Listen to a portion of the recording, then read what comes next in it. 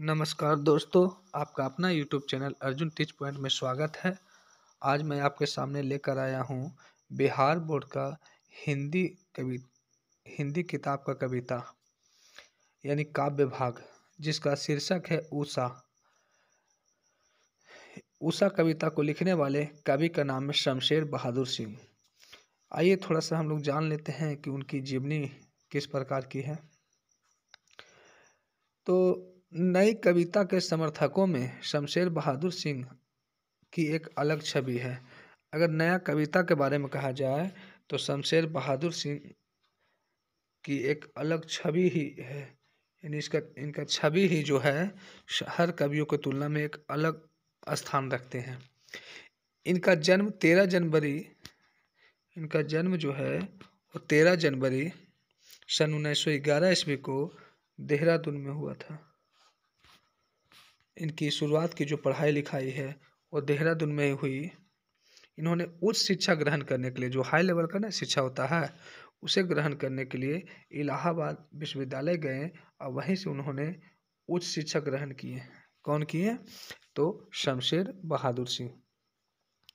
इनको चित्रकला यानी जो क्या कहते हैं चित्र बनाना, इनका बहुत शौक था शुरू से ही, मतलब प्रारंभ से ही इनका चित्रकारी में शौक था। इसके लिए इन्होंने चित्रकारी के प्रशिक्षण भी लिए हैं। प्रशिक्षण देने वाले व्यक्ति हैं वकील बंधु। वकील बंधुओं से ये चित्रकारी का भी शिक्षा लिए हैं। इन्होंने सुमित्रा नंदन पंत के पत्र रूपाम्भ में कार्य किया। सुमित्रा नंदन पंत की एक पत्र लिखा हुआ था रूपाम्भ, उसमें इन्होंने काम भी किया। 1977 ईस्वी में चुका भी हूँ नहीं मैं काव्य संग्रह पर इन्हें साहित्य अकादमी पुरस्कार से नवाजा गया। देखिए, इन्हें साहित्य अकादमी का भी पुरस्कार मिला है शमशेर बहादुर सिंह को। कितने ईस्वी में? तो 1977 ईस्वी में। और भी किस पर मिला है? तो वो लिखे हैं काव्य संग्रह जिनका नाम है चुका भी हूँ नहीं मैं। इन्हें कबीर सम्मान सहित अनेक पुरस्कार मिले हैं।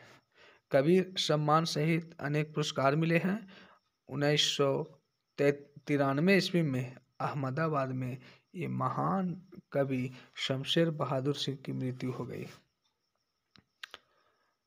रचनाएं जो है शमशेर बहादुर सिंह की अनेक विधाओं में रचना किए हैं। इनकी रचनाओं का इसमें चर्चा इसे अभी हम नेक्स्ट ऑब्जेक्टिव क्वेश्चन में दे देंगे। अब मैं कविता बताना चाह रहा हूँ। तो देखिए, इनका कविता लिखा हुआ है, बहुत ही सुंदर कविता है जिसका शीर्षक क्या है? उषा। उषा कविता है, देखिए क्या है। प्रातः नभ था बहुत नीला शंख जैसा, भोर का नभ राख से लिपा हुआ चौका अभी गीला पड़ा है। बहुत काली सिल जरा से लाल केसर से की धुल गई हो, स्लेट पर या लाल खड़िया चाक मल दी हो किसी ने। देखिए, बहुत सुंदर कविता है। आप लोग लय में इसे गा भी सकते हैं। कैसे गा सकते हैं तो ध्यान दीजिएगा। प्रातः नभ था बहुत नीला शंख जैसा, भोर का नभ भोर का नभ राख से लिपा हुआ चौका अभी गीला पड़ा है, अभी गीला पड़ा है। बहुत काली सिल जरा से लाल केसर से की जैसे धुल गई हो, कि जैसे धुल गई हो। स्लेट पर या लाल खड़िया चाक मल दी हो किसी ने, मल दी हो किसी ने। इस प्रकार से एक कविता में जो है कवि एक मतलब क्या कहा जाए, सूर्योदय के पहले का समय के बारे में वर्णन किया है। याद करने का बहुत अच्छा है, याद कर सकते हैं फिर से एक बार। प्रातः नभ था बहुत नीला शंख जैसा, भोर का नभ भोर का नभ राख से लिपा हुआ, चौका अभी गीला पड़ा है, अभी गीला पड़ा है। बहुत काली सिल जरा से लाल केसर से, कि जैसे धुल गई हो, कि जैसे धुल गई हो। स्लेट पर या लाल खड़िया, चाक मल दी हो किसी ने, मल दी हो किसी ने। मतलब बहुत ही सुंदर है। क्या चर्चा किए, थोड़ा अर्थ बता रहे हैं।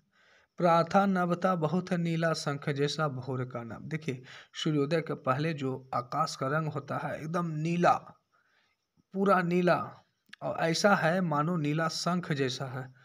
सुबह का बादल आप देखे होंगे, सूर्योदय के पहले एकदम पूरा नीला नीला दिखाई देगा, एक धब्बा भी नहीं दिखेगा। राख से लिपा हुआ चौका अभी गीला पड़ा है। इसका मतलब है कि कोई राख से इसे लिप दिया है और अभी तक जो है वो गीला पड़ा है। पूरा आकाश को मान लिया गया है कि राख से लिप दिया है और पूरा वो गीला पड़ा है। सुबह का आकाश, सुबह का बादल, सुबह का जो आसमान है उस पर चर्चा किया गया है। एकदम सुबह का जो बादल है वो नीला शंख के समान दिख रहा है और मानो ऐसा है जो कोई राख से लिप दिया है। फिर क्या है, बहुत काली सिल जरा से लाल केसर से, कि जैसे धुल गई हो, कि जैसे धुल गई हो।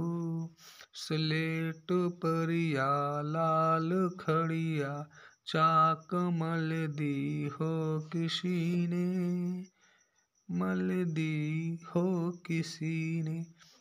मतलब ऐसा है कि बहुत काली सील जरा सा, यानी आकाश का रंग ऐसा है पूरा काली सील जैसा है। सील मतलब पत्थर, पत्थर जैसा है, लाल केसर से कि जैसे धुल गई। देखे होंगे कि उषा काल का समय में कहीं कहीं आकाश में लाल लाल दिखना शुरू हो जाता है। ऐसा लगता है कि कोई केसर ले लिया है और पूरा आकाश को धो दिया कि जहाँ तहाँ रंगीन दिख रहा है। स्लेट पर या लाल खड़िया, चाक मल दी हो किसी ने। और ऐसा लग रहा है जैसे कोई स्लेट पर कोई लाल लाल चौक से कैसे मल देता है, मतलब लिख देता है, उसी प्रकार से आकाश का भी जो रंग है वो एकदम लग रहा है कि स्लेटी रंग का है और लाल लाल खड़िया चौक लेकर के किसी ने मल दिया है। इस प्रकार से कवि जो है, इस प्रकार जो कवि है बहुत ही मनमोहन दृश्य आसमान का दिखाए हैं। अब देखिए फिर क्या है, नील जल में या किसी की गौर झिलमिल, देह जैसे हिल रही हो, कि जैसे हिल रही हो। और जादू टूटता है इस उषा का, अब सूर्योदय हो रहा है, सूर्योदय हो रहा है। क्या बोले, नील जल में या किसी की गौर झिलमिल, देह जैसे हिल रही हो, कि जैसे हिल रही हो। और जादू टूटता है इस उषा का, अब सूर्योदय हो रहा है, सूर्योदय हो रहा है। इस प्रकार से आप लोग जो है और लय में गा सकते हैं, क्योंकि आप लोग का आवाज़ और सुरीली होगी, पतला होगी। देखिए क्या कहा जाए, नील जल में या किसी की गौर झिलमिल, देह जैसे हिल रही। ऐसा लग रहा है कि एकदम पूरा नीला नीला जल है, आकाश का रंग देखोगे नीला होगा, पूरा एकदम नीला, एक धब्बा भी नहीं दिखेगा। वैसा लग रहा है कि पूरा आकाश है जो जल के समान पूरा नीला है और देह की जैसा पूरा हिल रही है, झिलमिल झिलमिल कर रही है, ऐसा लग रहा है। उसके बाद क्या होता है, तो उषा का जादू टूटता है। और जब जैसे ही उषा का जादू टूटता है तो पूरा आकाश और पूरा वातावरण सूर्य की किरणों से छा जाता है, सूर्योदय हो जाता है और इस प्रकार से उषा का जादू टूट जाता है। कवि जो शमशेर बहादुर सिंह है, वो इस सूर्योदय के पहले का दृश्य के बारे में वर्णन किए हैं। क्या क्या आकाश का रंग होता है, आप लोग को ये भी पता होगा कि देखिए आकाश का रंग ऐसा होता है सुबह में कि कहीं एक जरा सा दाग नहीं दिखेगा, कहीं एक जरा सा एक कण का दाग नहीं दिखेगा, इतना सुंदर दृश्य होता है। ठीक है, तो इस वीडियो को देखने के लिए धन्यवाद।